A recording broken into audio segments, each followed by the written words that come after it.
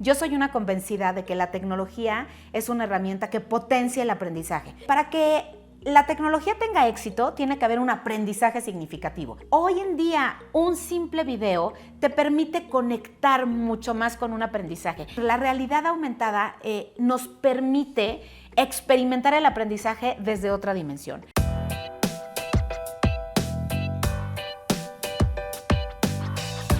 Fíjate que hemos platicado mucho de la educación. Ajá. Y yo creo que cuando hablamos de este tema hay un antes y un después al decir la palabra tecnología. Yo, desde mi punto de vista, aplaudo el día en que la tecnología llegó a las escuelas, en que la tecnología llegó al terreno de la educación, porque transformó la educación para siempre. Yo soy una convencida de que la tecnología es una herramienta que potencia el aprendizaje, pero también soy una convencida de que hay que saber cómo usarla, de que hay que usarla con seguridad y con límites, y dando un buen ejemplo a nuestros hijos de cómo usarla. ¿Y por qué creo que le dio la vuelta a la educación la tecnología? Porque con el paso de los años, la tecnología le ha dado a la educación nuevos rostros, nuevas formas de aprender. Para que la tecnología tenga éxito, tiene que haber un aprendizaje significativo. Es decir, que tú aprendas algo que te acompañe para siempre. No que te aprendas algo de memoria, sino que tú aprendas algo que te va a servir para la vida. Aprender para mí es aprender a usar lo que sabemos. Claro. No importa si me sé o no las capitales, pero ¿para qué me sirve saberme esas capitales? No importa si me sé o no la tabla periódica, sino para qué me va a servir en la vida esa información que deriva de la tabla periódica. Entonces, la tecnología hoy en día me parece que le ha dado un twist, vino y cambió totalmente el tema de la educación, porque trae consigo herramientas o desarrollos, aprendizajes increíbles, como, por ejemplo, por decir alguno, la realidad aumentada, ¿no? Okay. Yo me acuerdo que cuando yo era niña y iba en la primaria y me hablaban de la civilización que tú me digas, de los mayas, de los egipcios, de los fenicios, no sé, pues la única herramienta que yo tenía a la mano para aprender eso era un libro, quizá con alguna foto. Una monografía, ¿no? Una monografía en la papelería y pues mi memoria. Y se acabó. Claro. Hoy en día, si tú quieres saber de los fenicios, puedes a través de la realidad aumentada ir y meterte a su mundo para saber de Van Gogh. Claro. Puedes meterte en una aplicación, ¿no?, donde tú estás dentro del cuadro, viendo qué hay a tu alrededor. Es decir, la realidad aumentada nos permite experimentar el aprendizaje desde otra dimensión. Ahora, no nos vayamos a la realidad aumentada, que es a lo mejor algo muy sofisticado, pero hoy en día un simple video te permite conectar mucho más con un aprendizaje, aprenderlo de una manera más didáctica. Y no me refiero solo a estudiantes de kinder o de primaria, incluso de secundaria, sino que nos permite a nosotros vivir el aprendizaje de una manera diferente, sin hablar de la posibilidad que nos dio la tecnología para que la educación haya continuado a lo largo de esta crisis sanitaria del COVID que impactó en toda la humanidad a partir del 2020.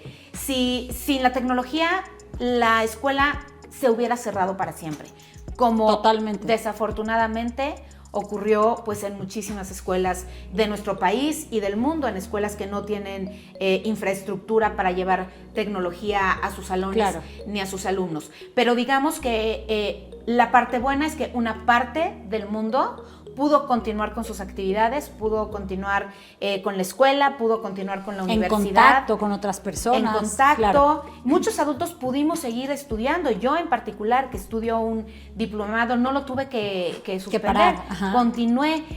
Los maestros pudieron seguir trabajando, los directores de escuela. Esa fue la parte increíble de la tecnología. Claro, siempre hay una parte buena y una no tan buena. En este caso hay una parte que a mí me parece muy triste, pero que es un gran reto que también surge de la pandemia, que puso en evidencia esa gran brecha digital que tenemos todos los seres humanos, adultos e hijos, que trabajar para acortarla, para hacerla más pequeña.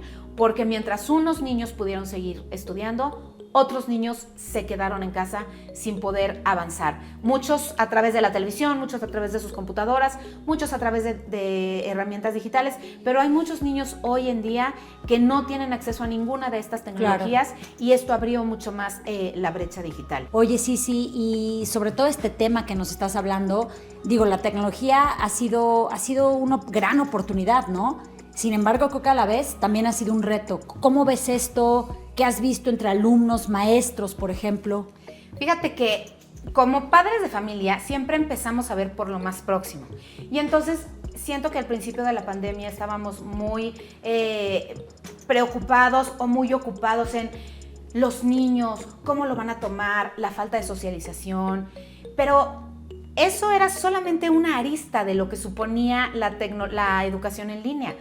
Había, pues fíjate, si tú piensas, si tú hoy a 1 año o 5 meses haces una reflexión de cómo fue eso, pues habíamos muchísimas familias donde normalmente los niños iban a la escuela, el marido se iba a la oficina, o la pareja, claro, o los niños iban a la escuela y punto, y la mamá se iba a trabajar, o la mamá se quedaba en casa, y de pronto era todo un núcleo, y probablemente 1 o 2 familias juntas, con una sola red, a lo mejor un solo dispositivo, por supuesto, varios niños teniendo que estudiar. Entonces, problemas de logística como ese, pero además yo he sido muy empática con los maestros, porque me parece que inmediatamente después de los médicos, los maestros son los otros grandes héroes de la pandemia. Una labor titánica, ¿no? Y merecen todo nuestro reconocimiento.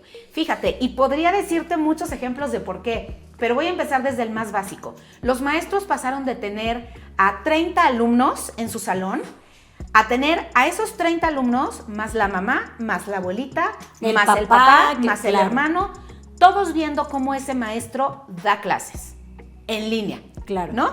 Entonces, sin luego, tener el expertise, sin tener esa experiencia, los medios probablemente, como decías, a lo mejor nada más una conexión. Hay muchos que no tenían no sé, un teléfono más, una tableta más en su casa. Mira, vimos imágenes conmovedorísimas en las que los maestros a lo mejor se iban a una fonda que estaba cerca de su casa y alquilaban la red de internet porque ese restaurante no podía recibir gente. Entonces, mientras cocinaban para llevar servicio a domicilio, el maestro podía dar su clase con una mejor red de internet. Vimos restaurantes que, como cerraron, abrían sus patios para que niños que no tenían red pudieran ir afuera y tomaran sus clases ahí a manera de escuela. Claro. Pero hay muchas cosas que no vimos, Ale. No vimos cómo transmitían los maestros, que se compraron una luz, que invirtieron lo que tenían para comprarse una tableta, una computadora y poder llevar la educación de mejor calidad posible hasta sus casas, que se reinventaron, que se convirtieron en DJs, en actores de teatro. ¿Para qué? Para captar la atención de sus alumnos, para que no se desmotivaran. Y tampoco veíamos que un maestro estaba en línea y probablemente en el cuarto de junto tenía a su papá enfermo de COVID. O probablemente en la sala tenía a su familia triste porque habían perdido a alguien. Entonces, la verdad es que sí, la tecnología es una increíble herramienta, pero sí también supuso grandes retos. Por supuesto. La buena noticia es que hoy millones de personas podemos decir, aquí estamos y lo logramos. Benditos a Dios, benditos a Dios. Muchas gracias, Isi. Ha sido una gran lección, siempre con tanto conocimiento que nos compartes. De verdad, muchísimas gracias. Gracias a ti, Ana. Gracias a todos. Estamos aquí en 5. Manden sus preguntas, sus comentarios. No olviden darle like y aquí estamos.